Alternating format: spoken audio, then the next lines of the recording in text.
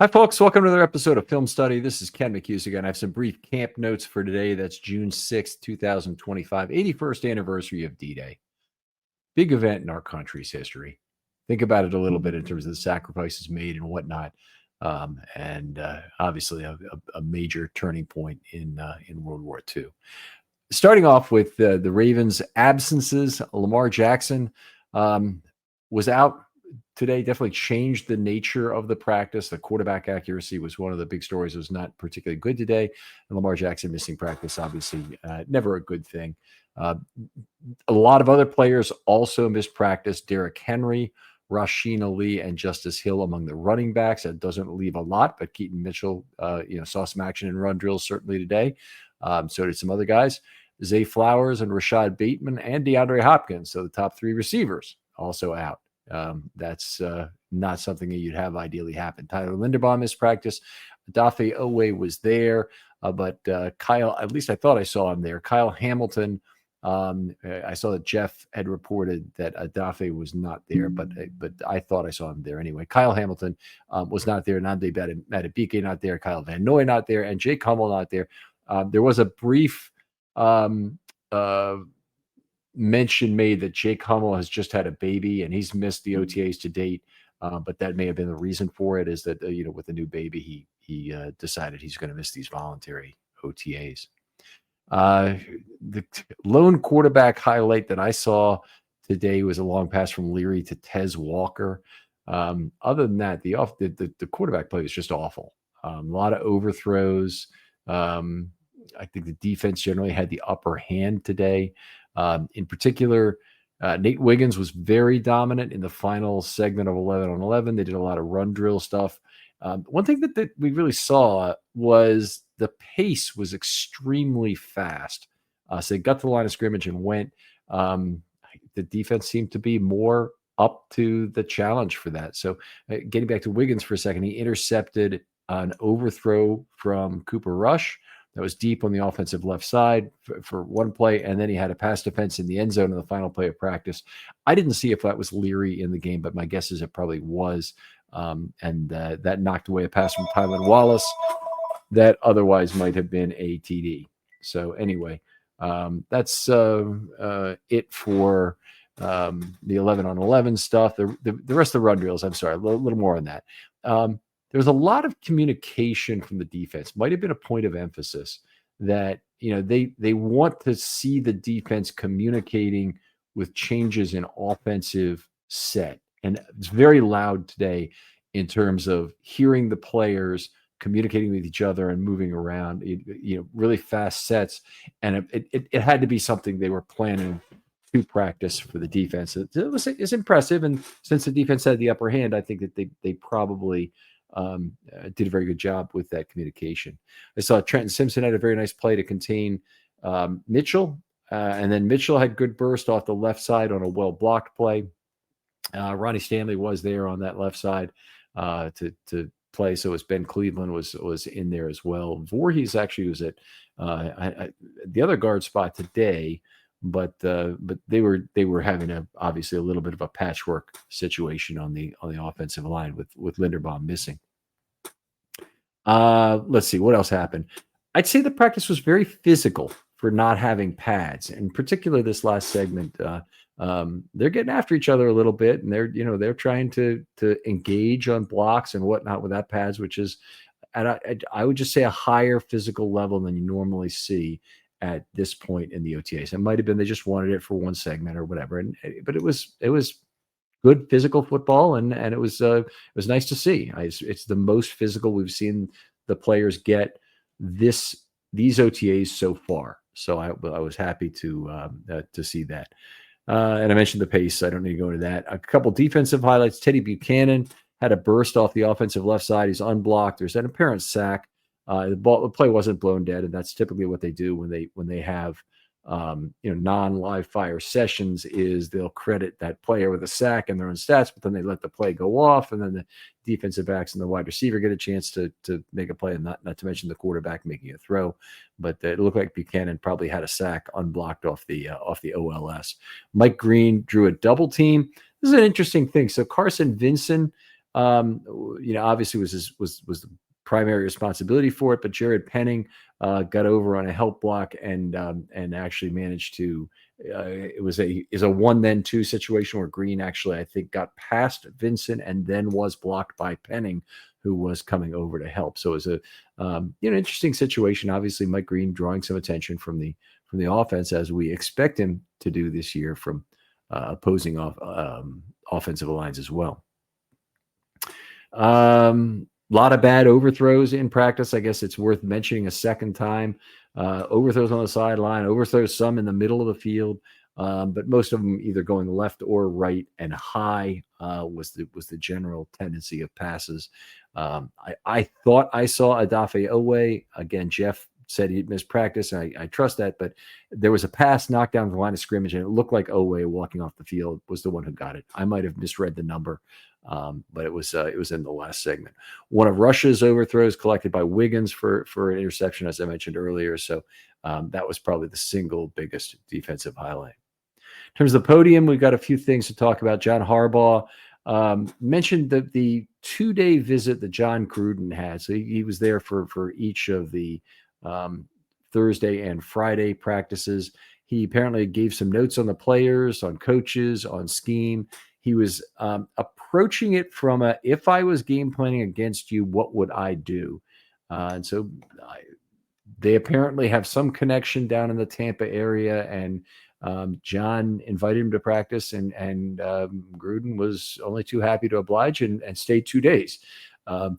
It kind of reminds me of something that I saw in a Jets training camp video a few years ago. So I assume it was Hard Knocks, but it might have even been something else, where they invited Joe Namath to camp. And of course, you want Joe Namath to be part of Jets camp because he's a huge part of Jets history. And he actually is a guy who was a great student of the game. And that was something that came out in some of the old Super Bowl videos from about 5 through about 8 or 9. He was on the part of the Super Bowl pregame show, like the Colts Dallas Super Bowl 5. I mean, Namath is in mid-career. And he's doing the pregame show talking about the Colts and the Cowboys there.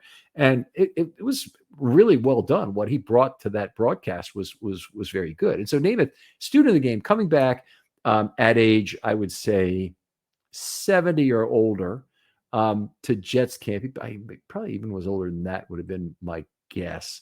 So anyway, he came into Jets camp and he sat in on a meeting after a practice, and basically they asked, "So, hey Joe, what did you see today?" And I think they were expecting a fine, and Joe had this list of about 15 things he went over. And it's really specific stuff, like what happens is when the quarterback doesn't get his hand under the football properly, that's when problems start to happen with the exchange. And we had a couple of fumbles in the exchange today that didn't go well, so that's got to be cleaned up. And then he'll go into other stuff too, and you could see the eyes of these other coaches glazing over. It's like, we wanted one thing or we wanted two things.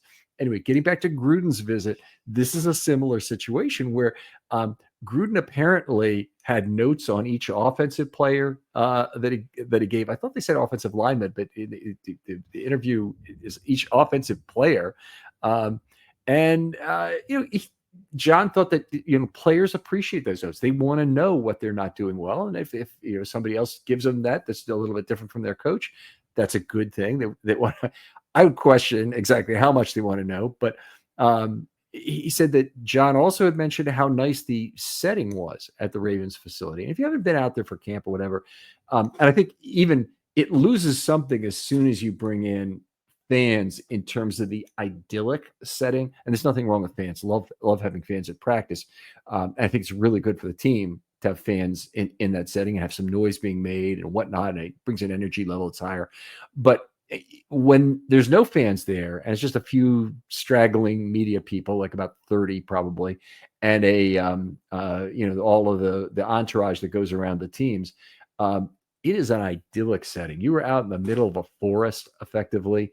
There's trees on all sides, and he mentioned there's no fences, no traffic, and he's right on the money. I mean, it's just a beautiful setting to have your football facility in, and they built a castle right there, and it's the one thing that John made fun of today was that the There's a lot of construction noise going on. They're finishing off the back end of the castle. I don't want to go into it in any great detail, but they had a tar smell that was wafting into practice. And he said, well, you never know when you're going to have to play defense when you're tired, and there'd be a tar smell coming in. So that was part of our strategy. And, obviously he's tongue in cheek. And I'm not sure how much people were getting it, but it was obviously a joke.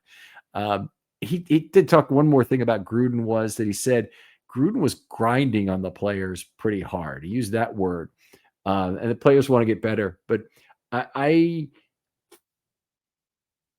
think he probably appreciated everything John brought to practice. He certainly acted like he appreciated everything John brought to practice, but it was something that where, using that word, it's just an interesting word to use in terms of how much Gruden was getting on the individual players about what was going on. So anyway, I think the Namath thing is my analogous memory to Gruden's visit. I don't think it's a bad thing. I think, hey, you bring in someone from the outside who's well respected already around the league and by players. I think it's probably a good thing net.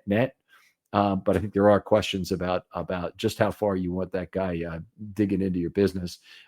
They actually asked a question: did you give him a playbook? Did you give him a script? And Harbaugh, no, we didn't give him either of those things. We got to draw the line somewhere. Listen to the interview, if you will. See if you pick up any of what I'm saying about this relationship with Gruden. I mean, obviously, John Harbaugh invited him to practice, but this is part of my reading between the lines in interviews. I wonder if he would do that same thing again, or if he would, have Bill Belichick join him for a practice, or somebody else who's retired from the NFL. Belichick would be a bad choice because he's still working, but somebody else who would come to practice and just look around for a while for what's going on, give notes to players, and would have the kind of access that Gruden was clearly given. A few more things about Harbaugh at the podium. They was asked about Aaron Rodgers and his signing. He said he respects the Steelers, but he has no real reaction to the signing. Respects the team, the coaches, and hey, they respect Aaron Rodgers, Hall of Fame quarterback, blah, blah, blah, blah, blah, blah, blah. I don't think this moves the meter for the Baltimore Ravens on the Pittsburgh Steelers even. So it is what it is. He was asked about the evolution of Chuck Pagano. Said he's a very high enthusiasm coach. Gets along great with Zach Orr, which is good. It's exactly what the Ravens want. These retiree callbacks that the Ravens had the last 2 years, Dean Pease, I think you'd have to say did some very positive things in terms of helping Zach Orr fix the defense last year. At least that would be my interpretation of things. I saw him be animated during games. I've seen him, in various ways. I think Orr really appreciated who Dean Pease was in terms of bringing him. I think the relationship between Orr and Pagano, I am guessing from all I've heard so far and from what I've seen that Zach Orr does not feel in any way threatened by Chuck Pagano. Chuck Pagano doesn't want to be a head coach, doesn't want to be, I assume he doesn't want to be a defensive coordinator, though you never know. I mean, if Zach Orr were to move on to a head coaching role, Chuck Pagano might be an interim or a couple of years a defensive coordinator for this team. It's not completely out of the picture, but I don't think he's threatening Orr in any way. And I think that's probably a major point of his role here, is to not be a threatening presence for Zach Orr, and instead to be a guy who makes him feel comfortable in his role and makes him feel like a contribution is being made to what he's trying to accomplish. And obviously there will be times when they might disagree on something, and he needs to very quickly, agree with Zach and his position on things, because he is the boss, and that's I think a key relationship component. Lamar's absence, John had some things to say about that. He said Lamar was great the day he was out there for OTAs. He didn't really take any position on the absence. It's a voluntary camp. Lamar loves being out here when he is. And he says the only measure that really matters is that Lamar's great when he comes to play. So is he going to be ready for training camp? I don't think he has any doubt that that's the case, but I do think that regardless of what he says, John is a little bit disappointed that Lamar was not here for these practices. One of the issues is that the nature of practice changes entirely, starting with who else shows up. So you had all these absences from wide receivers and running backs today, and Tyler Linderbaum as well. I mean, Linderbaum may have been an injury. Any of these guys might have been some minor injury they didn't want to test and whatnot. But that's a lot of absences, and I can't help but think the absence of Lamar plays a role in that. Do you really want to come and catch the ball from Cooper Rush? Is it really as important when Lamar's not there and you don't have the number one in? So I do believe that John would prefer it if Lamar were there at the very minimum. And some of the points were made earlier this week or last week, I guess, that when Lamar was there, everything's just different in terms of an energy for the practice. If you're looking for a better way to unwind, focus, or even get a good night's sleep, listen up. Let me tell you about Mood, the online cannabis company that's changing the game when it comes to functional gummies. They've crafted a whole line of federally legal THC blends designed to help with everything from stress to sleep to mental clarity and even some spicier needs if you're into that. Now, what makes Mood different? They go beyond just THC. They pair it with herbs and adaptogens to create targeted effects that you won't find in any other dispensary. And every gummy is made with pesticide-free, small farm American cannabis, so you're getting quality that you can trust. I've tried their sleep gummies, and let me tell you, takes about 15 minutes, and I'm out cold, no grogginess, no weird side effects, getting some of the best sleep I've gotten in my life when I take one of these gummies. And if you need a mood boost, there are Epic Euphoria gummies, game changers. And right now, Mood is giving listeners 20% off their first order by using the promo code RAVENS at checkout. So head on over to mood.com, find the perfect gummy for whatever life throws your way, and don't forget to use the promo code RAVENS to save 20%. Practice in terms of everybody being there.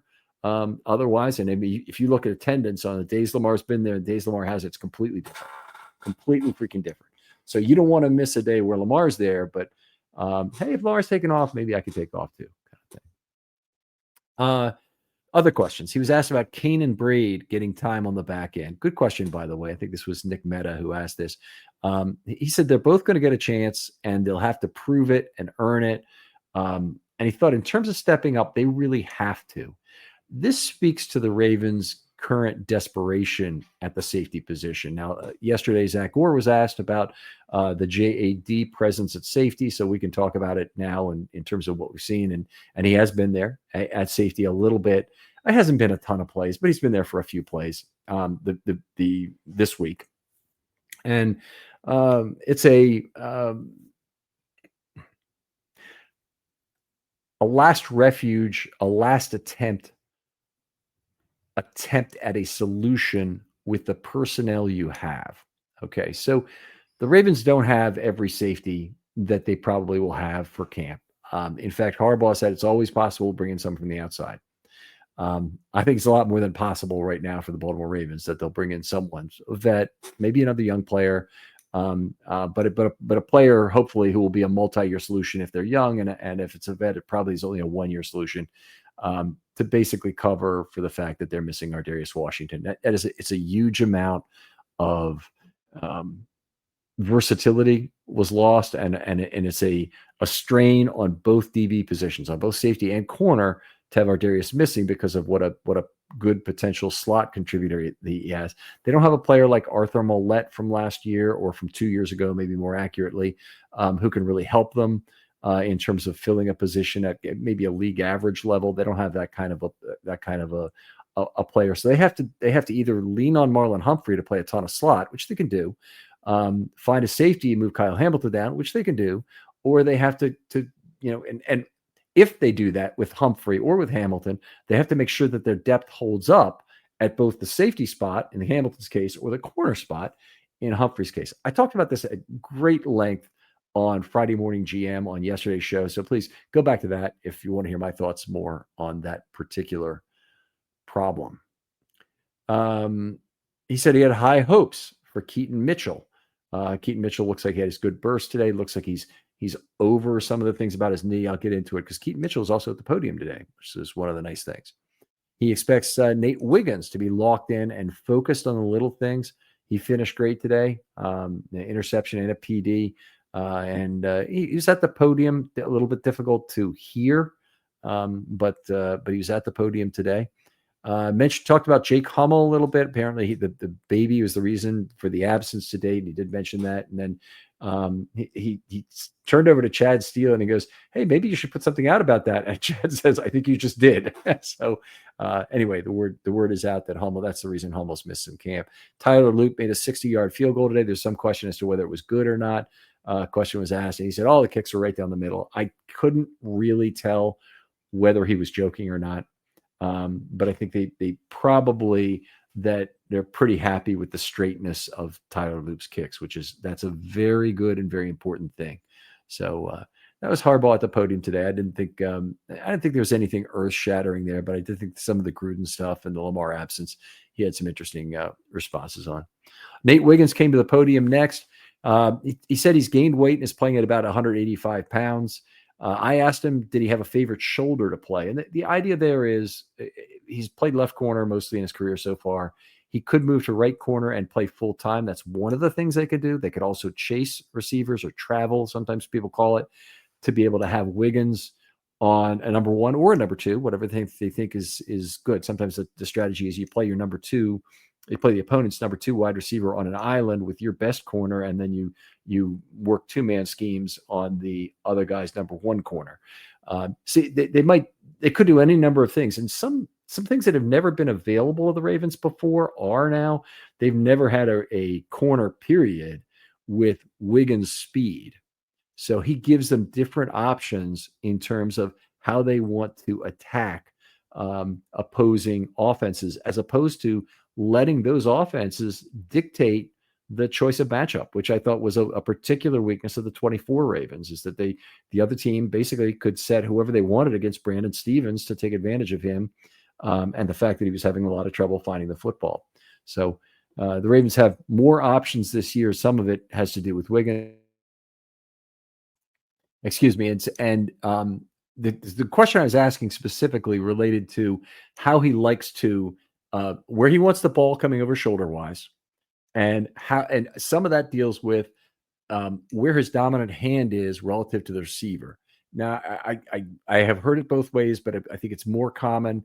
You want your dominant hand to the inside towards the quarterback, and you want to keep your non-dominant hand in a position where you can trail the receiver on more often than not with that hand to keep track of where he is when you want to peek into the backfield.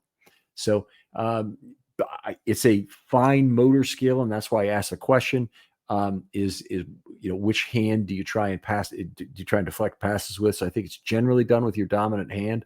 So if you think about it, if somebody threw a football at you and you had to intercept the ball, you'd go for it with two hands, and you'd try and catch the ball like a wide receiver would, and you try and position your body to box out and position it to catch the football with both hands.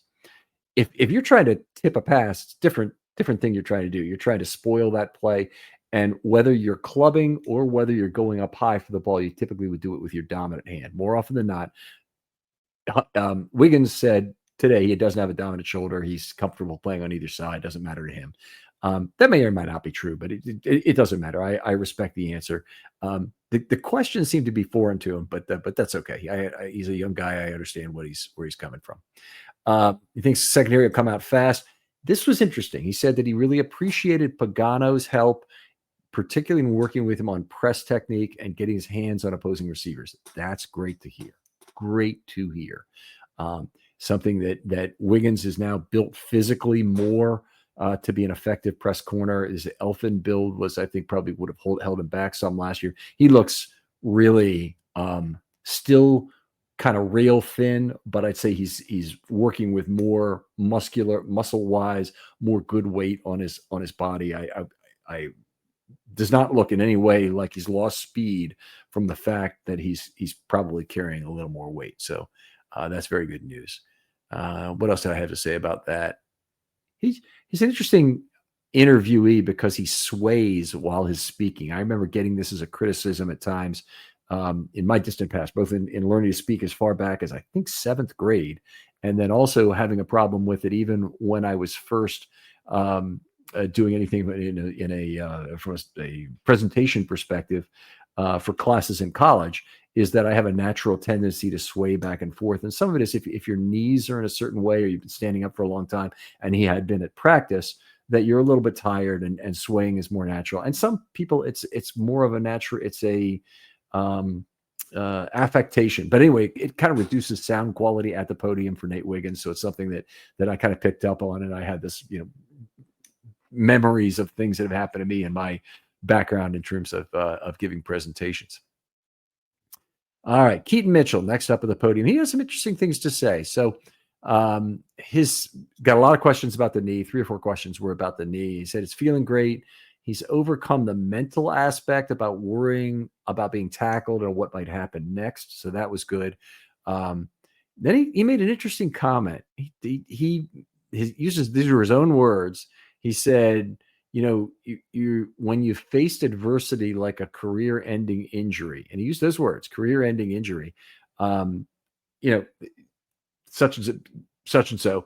And then Jonas followed up on that, and he asked him, did he think the injury was career-ending? And he says, no, I didn't think it was career-ending because I know who I was, and I knew I was going to do whatever's necessary. I was going to finish what I started, yada yada. But it was a well-made point that there's obviously tremendous fear from Keaton in terms of how this injury was at least going to impact him. And it's impacted the Ravens in a huge way, that he's gone for effectively a full season with no productive component of 2024 that he can point to after an unbelievable 23. So anyway, it's kind of an insight into Keaton's mind in terms of where he was with that injury. I'm not sure who asked him. Might have been Jonas again about the 22.4 mile per hour reading that he'd been tweeting about. And Jonas asked about the conditions.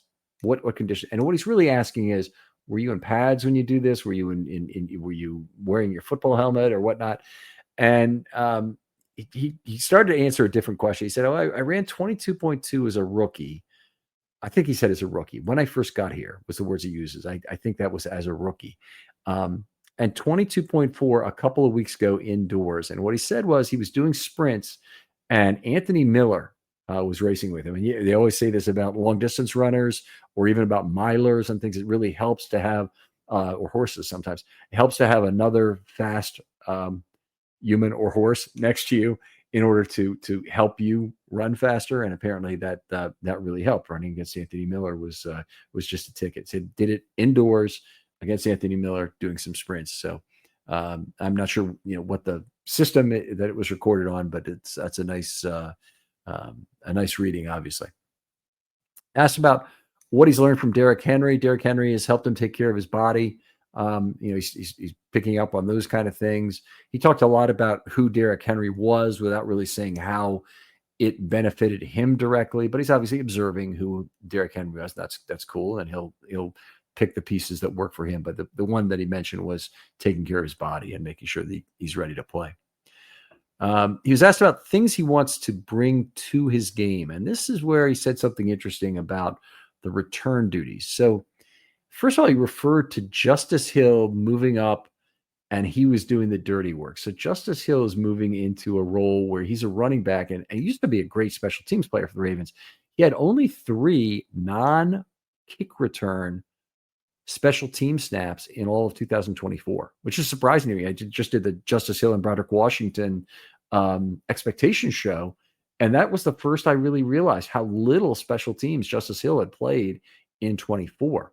But since he's needed as a number 2 back, that's a guy you generally want to keep off special teams. But Keaton Mitchell, he's perfectly fine to be on special teams. And in particular, that kickoff return duty is something I think Mitchell is looking forward to. He spoke specifically about additional returns that were likely because the 35-yard line touchback. He expects be able to return more kicks, that the kicking team is going to put more balls in play, and that's going to create more return opportunities.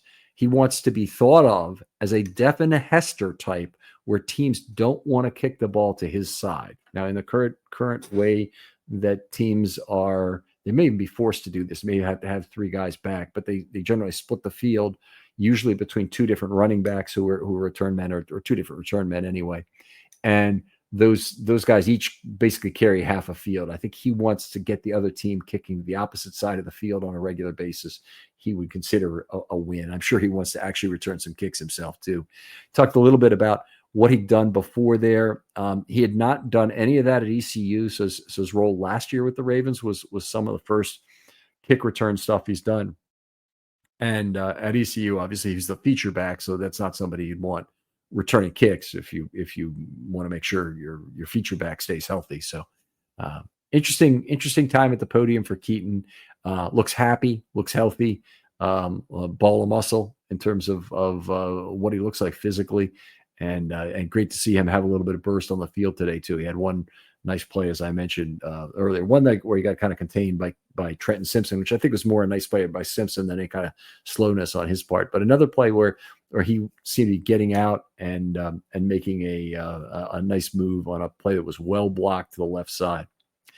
One more thing he said about kickoff returns, which was very interesting, and he said it comes natural to running backs because it's like an outside zone running play. And so what he's talking about is you're constantly probing that line as you're running back moving, let's say right on a zone right play, for the point at which that coverage unit is breaking down in terms of gap assignments.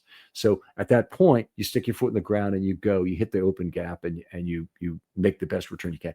I've never heard it actually talked about that way, but it's interesting that Keaton views it that way, and I could see how he'd be successful at that.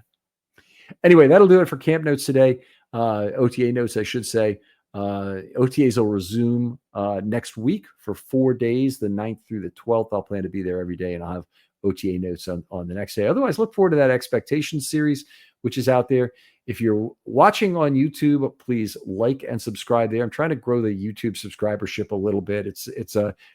The podcast is where people go to find this content. Honestly, you folks are amazingly loyal. You've been subscribers for years. You get it downloaded to your phone. But if you happen to be out on YouTube, a relatively minor percentage of the total people who consume this content do so there, please like and subscribe, and it'll come back and at least be algorithmically suggested to other people who like similar content. Thanks again for listening, and we'll talk to you next time on Film Study.